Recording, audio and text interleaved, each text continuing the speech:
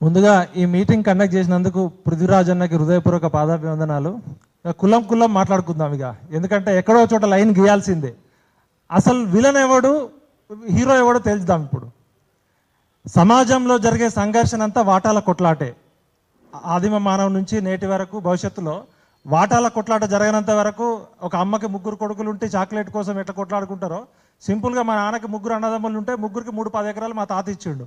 మా పెదనాన్న ఒక్కడే 30 ఎకరాలు చూసుకుంటా అంటే ఊకోం కదా. సింపుల్గా ఇది కూడా అలాంటి పంచాయితే. కొన్ని సైంటిఫిక్ అంశాలు మన దృష్టికి తీసుకొద్దాం. ఎస్సీ వర్గీకరణ అనేది ఏ విధంగా చట్టబద్ధం, ఏ విధంగా రాజ్యాంగబద్ధం, ఏ విధంగా న్యాయబద్ధం. ఊర్లో కామన్ సెన్సు, ధర్మము న్యాయం అనేది ఉంటుంది. చదువుకొని ఎల్లయ్య మల్లయ్యకి అడిగినా కూడా అది ధర్మం పాటించాలయ్యా, న్యాయం పాటించాలంటారు. న్యాయం అనేది లీగల్ అంశం. ఫస్ట్ ఇప్పుడు నేను తెలంగాణ ఉద్యమంలో పార్టిసిపేట్ చేస్తున్నప్పుడు జేఎన్యూలో మూమెంట్ పెట్టడానికి నేను మా వసంత్ మేము ఢిల్లీ వెళ్ళినప్పుడు మేమంతా తెలంగాణ అని తిరుగుతుంటే మా దగ్గరికి వరల్డ్ సోషల్ ఫోరం నుంచి కొంతమంది సోషల్ స్కాలర్స్ వచ్చారు. వాళ్ళు వచ్చి మందకృష్ణ మాధవి గారి మూమెంట్ గురించి అడగడం జరిగింది. అంటే ఏమో మేము తెలంగాణ గురించి ఇంత కొట్లాడుతుంటే మీరు ఎవరు అమెరికా వాళ్ళు వచ్చి మాకు ఎంఆర్పిఎస్ మూమెంట్ గురించి అడుగుతున్నారు ఏందన్నారు. తర్వాత మేము బాంబేలో వరల్డ్ సోషల్ ఫోరంకి వెళ్ళినాం. వరల్డ్ సోషల్ ఫోరంలో మేము తెలంగాణ గురించి చెప్పడానికి వెళ్తే అక్కడ కూడా మందకృష్ణ మాధవి అన్న గురించి అడుగుతున్నారు. అసలు ఎవరైనా ఎంఆర్పిఎస్ మూమెంట్ ఏంది అనేది మాకు ఆశ్చర్యం వేసింది. అరే మేము తెలంగాణ గురించి ఇంత కొట్లాడుతుంటే మా గురించి ఎవరు పట్టించుకోవట్లే, ఇవి మందకృష్ణ మాధవి అన్న గురించి ఎందుకు అడుగుతున్నారు అనేది. జేఎన్యూలో ఒక 10 PhDలు అయినాయి. మీరు కావాలంటే రీసెర్చ్ చేయండి. ఈపీడబ్ల్యూలో ఆర్టికల్స్ వచ్చినాయి. ఎందుకంటే ఇది చట్టబద్ధం, న్యాయబద్ధం, ధర్మబద్ధం. ఇది నేను చెప్పేది కాదు.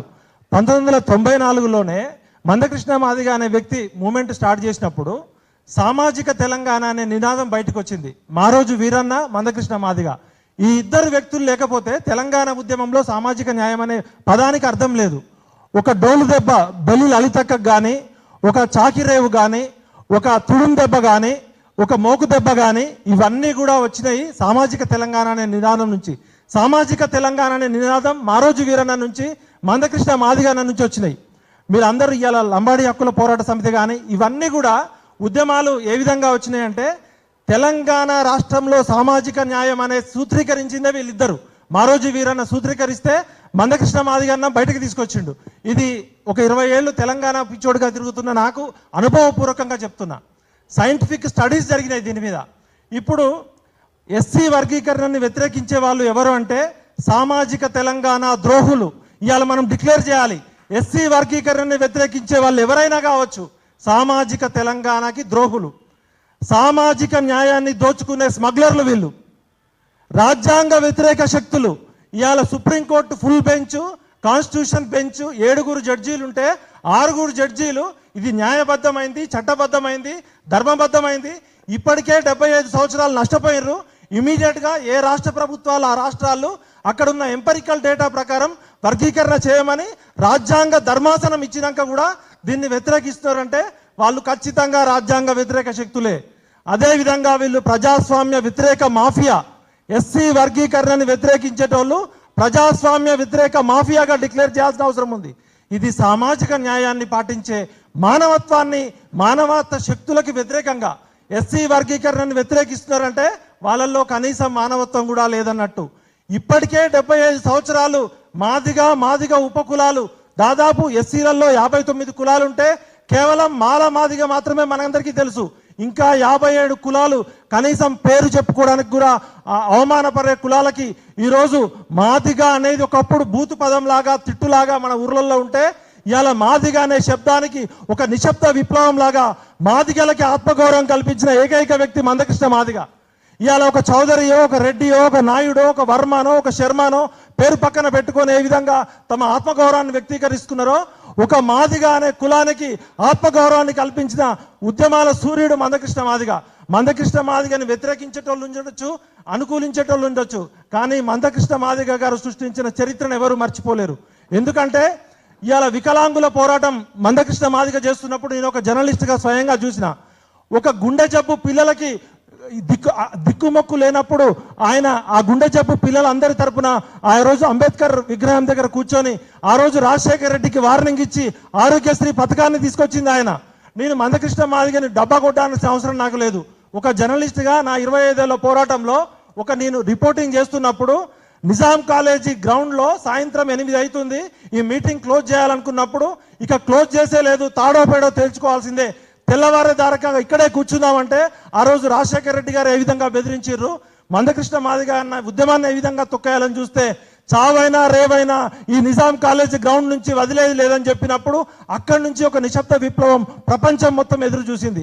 అంటే ఆయన తన 60 ఏళ్ల జీవితంలో వికలాంగుల కోసం కొట్లాడినప్పుడు హక్కుల రక్షణ ఉద్యమం జరిగింది, గుండెకి చిల్లు పడ్డప్పుడు ఆరోగ్యశ్రీ వచ్చింది, అదేవిధంగా సామాజిక న్యాయం కోసం జరుగుతున్న పోరాటంలో బీసీలకి జరుగుతున్న అన్యాయాన్ని కూడా, ఎంబీసీలకు జరుగుతున్న పోరాటాన్ని కూడా ఆయన తీసుకొచ్చిండు. చాలా మంది రకరకాలుగా క్యారెక్టర్ అసాసినేట్ చేయవచ్చు, కానీ ఈ 30 ఏళ్ల పోరాట చరిత్రలో ఒక జర్నలిస్ట్గా నేను చూసిన సజీవ సాక్ష్యం ఇవాళ ప్రపంచవ్యాప్తంగా సోషల్ సైన్స్ రీసెర్చ్లో ఎంఆర్పిఎస్ మూవ్మెంట్ అనేది ఒక హిస్టారికల్ రివల్యూషన్. మీరు జేఎన్యూకి వెళ్ళండి, ఢిల్లీ యూనివర్సిటీకి వెళ్ళండి, దాన్ని అనుకూలించవచ్చు, వ్యతిరేకించవచ్చు.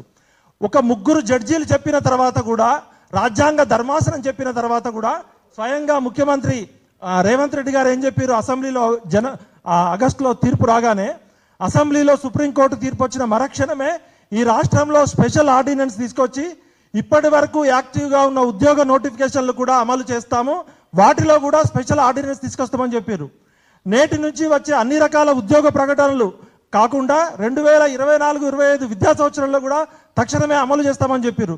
మరి రేవంత్ రెడ్డి గారు ఒకవైపు ఖర్గే విలన వర్గీకరణకి మన కాంగ్రెస్ పార్టీ అధ్యక్షుడు ఖర్గే గారు అనుకూలమా వ్యతిరేకమా, ఖర్గే గారు చెప్పాల్సిన అవసరం ఉంది.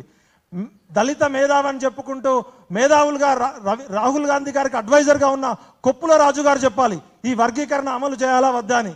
అదేవిధంగా మా మాల మిత్రులు, మా ఉద్యమంలో మాతో పాటు పనిచేసిన మల్లేపల్లి లక్ష్మయ్య కావచ్చు, గంటా చక్రపాణి కావచ్చు, ఈ వర్గాలన్నీ ఇవాళ కేవలం మీరు మాలలకు మాత్రమే ప్రతినిధులా, తెలంగాణ ఉద్యమకారులుగా, తెలంగాణ మేధావులుగా మీరు ఎన్నో ఆర్టికల్స్ రాసి మమ్మల్ని అందరినీ మోటివేట్ చేశారు కదా, మరి ఇలా వర్గీకరణ వైపు ఎటువైపు ఉన్నారు మీరు?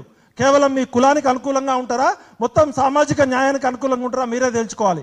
ఒకవేళ మీరు గనక ఎస్సీ వర్గీకరణ వ్యతిరేకిస్తే తెలంగాణ పౌర సమాజం నుంచి ప్రజాస్వామ్యవాదులుగా, బీసీలుగా వారు ఎవరైనా ఎంతటి పెద్దవారైనా తెలంగాణ వ్యతిరేక శక్తులుగా, సామాజిక శక్తులుగా డిక్లేర్ చేయడానికి ఇక్కడి నుంచే మేము నడుము కడతాం. ఇవాళ పృథ్వన్న పెట్టిన మీటింగ్ ఇది కేవలం మాదిగల కోసమే కాదు, సామాజిక తెలంగాణ కోసం ఇది ఒక మరొక చరిత్రాత్మక మీటింగ్ కావాలి. కేవలం మాదిగలకు మాత్రమే అన్యాయం జరగట్లే, ఎస్టీలలో కూడా వర్గీకరణ జరగాలి, మాదిగ ఉపకులాలు 57 మందికి న్యాయం జరగాలి. కాబట్టి మోహరించిన సైన్యాలనైనా ఆపవచ్చు, ముహూర్తం ఆసనమైన ఆలోచనలు ఎవరూ ఆపలేరు. ఈరోజు మెయిన్ స్ట్రీమ్ మీడియా కూడా తేల్చుకోవాలి. ఎస్సీ వర్గీకరణకి మీరు ఈనాడు కావచ్చు, ఆంధ్రజ్యోతి కావచ్చు, ఈ 30 శాటిలైట్ ఛానల్స్ కావచ్చు, మీరు మాదిగ వర్గీకరణను వ్యతిరేకిస్తే మేము మీ మీడియాను కూడా వ్యతిరేకిస్తామని ఓపెన్గా చెప్తున్నాం.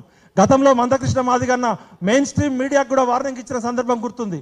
ఒక పోరాటంలో ధర్మము, న్యాయము, నిజాయితీ ఉంటే ఎలాంటి శక్తులైనా వ్యతిరేకించవచ్చు.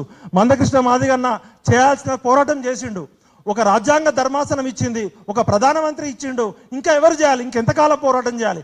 అంటే సుప్రీంకోర్టు తీర్పు ఇచ్చినా మీరు అమలు చేయరు, స్వయంగా ప్రధానమంత్రి చెప్పినా అమలు చేయరు. అంటే మీరు మాఫియానా లేకపోతే మీరు మేధావులా తేల్చుకోవాల్సిన సందర్భం అవసరం ఉంది.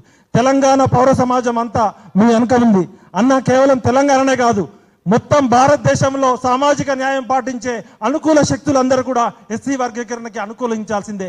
లేకపోతే మనం మనుషులం కాదు, మనం మానవత్వం ఉన్నోళ్ళం కాదు. రాజ్యాంగ ప్రవేశిక పీఠికలో ఏదైతే అంబేద్కర్ ఆ రోజు ఇచ్చిండో, ఈ రోజు దళితులు అని చెప్పుకుంటున్న దళిత మేధావులారా, మీరు 15% ఉన్న రిజర్వేషన్ల కోసం కొట్లాడుకుంటారా? మీ జనాభా పెరిగి 20-23% పోతే మీరు అందరూ ఏకమై మీకు రావాల్సిన వాటా కోసం సాధిస్తారా? అంబేద్కర్ కనుక బతుకుంటే మిమ్మల్ని చూసి సిగ్గుపడేవాడు. ఏ స్ఫూర్తితోటి అంబేద్కర్ రాజ్యాంగాన్ని రచిస్తే మీరు అగ్రవర్ణ శత్రువులు, మాఫియాకి వ్యతిరేకంగా కొట్లాడాల్సిన మీలో మీరు కొట్లాడుకుంటే మీరు ఏ విధంగా మేధావులు అవుతారు? కాబట్టి దళిత సమాజానికి నేను ఒక బీసీ తెలంగాణ వాదిగా నేను చెప్తున్నా, ఫస్ట్ మీరు అందరూ వర్గీకరణ అనుకూలిస్తారు, కలిసి నిలవండి, కలిసి గెలవండి, నిలిస్తే గెలుస్తారు, గెలిస్తే నిలుస్తారు. కాబట్టి విడిపోయి పడిపోయి ఓడిపోవద్దు. తమ్ముళ్ళకి ఇవ్వాల్సిన వాటా తమ్ముళ్ళకి ఇవ్వాల్సిందే, మాదిగ ఉపకులాలకి రావాల్సిన దక్కాల్సిందే అని చెప్తూ నాకు ఈ అవకాశం కల్పించిన పృథ్వన్నకి మనస్ఫూర్తిగా అభినందన చెప్తూ, మందకృష్ణ మాదిగన్న చేయాల్సిన ఉద్యమం అయిపోయింది. ఇప్పుడు తెలంగాణ పౌర సమాజం కానీ, భారత కేంద్ర ప్రభుత్వం కానీ, రాష్ట్ర ప్రభుత్వం కానీ ఆ చట్టాలని, ఆ సుప్రీంకోర్టు తీర్పుని అమలు చేయాల్సిన బాధ్యత పాలకుల మీద ఉంది. లేకపోతే వెలమదొరబై రెడ్డి దొరబై కమ్మదొర వచ్చి 3 కులాలు 3 కుటుంబాలు కాదు తెలుగు రాష్ట్రాల ప్రజాస్వామ్యం అంటే మందకృష్ణన్న మాదిగా పృథ్వన్న నాయకత్వంలో ఇక్కడున్న మేధావులంతా కూడా సామాజిక తెలంగాణ కోసం, సామాజిక న్యాయం కోసం మరో పోరాటం చేయాలని కోరుకుంటూ జై తెలంగాణ, జై సామాజిక న్యాయం. Thank you Vithal. నిశ్శబ్ద విప్లవం అది నిశ్శబ్దంగా ఏం లేదు, ఏళ్ళ నుంచి నడుస్తూనే ఉన్నది. ఇంకా దీని